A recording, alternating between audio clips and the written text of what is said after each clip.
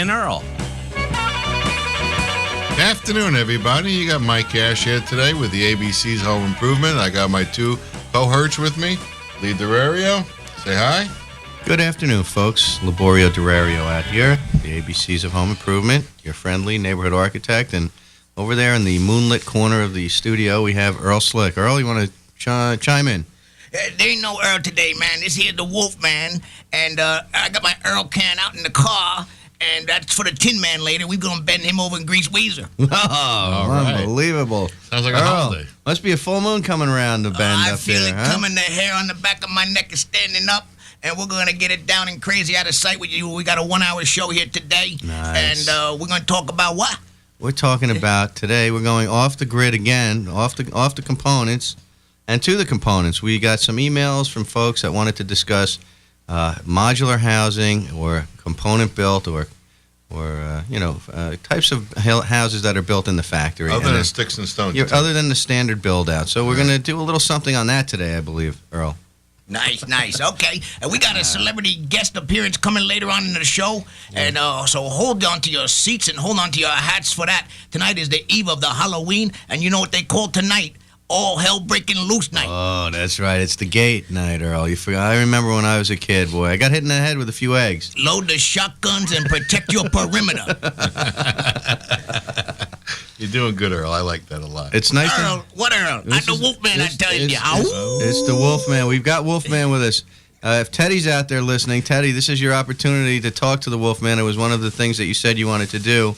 We brought him back for you this Halloween Eve, okay? And he's in the studio for 1 hour. Okay, let's bring the Wolfman in. Wolfman, what do you think about modular construction? What's your thoughts on that versus the old stick frame, as they say? Well, it doesn't matter to me because my fur don't get wet. The rain rolls right off my back, so I build them in the house or out of the house. Nice. It don't matter to me. Nice. But, yes, climate-controlled building. You're an all-purpose wolf. Ow. Very cool. All right, it's amazing to have the Wolf here. He is actually, it's tough to keep him pinned down in the studio. He's banging off the walls here, but once in a while he hits the mic. Well, we're gonna set up here for the magic hat while you folks are out there listening to the Wolf. We have some magic hat items for you folks who call in, 651-1110, with your ABCs of Home Improvement questions. The first caller today is eligible for the Sony answering service. Before the Wolf chews the cord off of the end of that thing, I would appreciate a call so we could get it out of the studio. Now, what about the magic question? Oh, that's right. See, all right, Wolf, listen. Last week's question, we didn't get an answer to that, and so we're going to pose it again for the first person to answer this correctly. What year was the first brick house in the United States built, and where was it built? There's a two-part question. For the people who call in with those answers, Earl, today we have a 1 gigabyte Sony Microvault flash drive. Ooh, the first brick house in the United States of America? That's right, Earl. Marilyn Monroe. Wolf, you're the best. Oh, my goodness. All right, keep him under the table for a while, Mike, okay? Let's see if we can get to this modular thing here for a second. All right, so today the discussion will be about modular construction and when's the best time to build a modular versus stick and stones? Right. And what's the advantage of building a modular? That type of idea. So let's discuss now the first thing, the quality. A lot of people's question is the quality of a modular construction or a modular home, or component built, which comes in sections and is built in the field. A little bit different than modular, but a similar concept. A few more steps.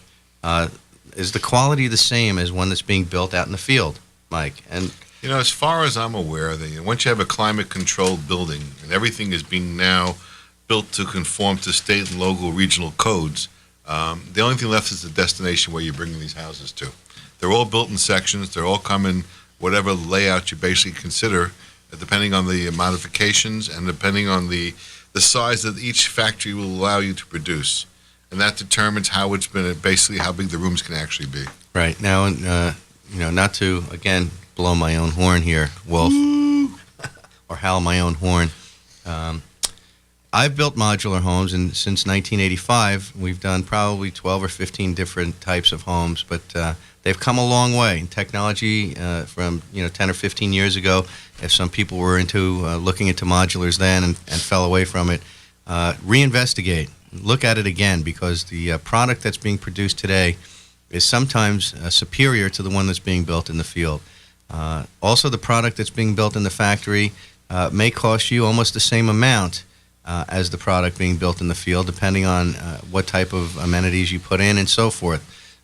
These buildings are being built now with Anderson or Pella windows, being specified by the owners. They're being built with Douglas fir and not a mixture of Ham and Doug fir, which is being used out in the field.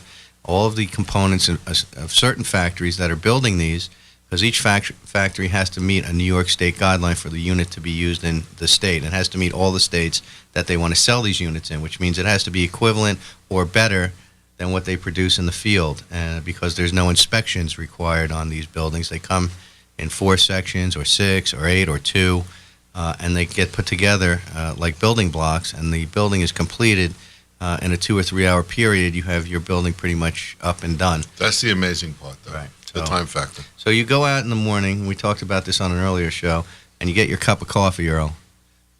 Earl, you with us there, Earl? Yeah, you get the cup of coffee, and we're going to set the house into place. Right. Are we up to that yet? That's right. So the crane comes driving down the road as you're leaving with the cup of coffee.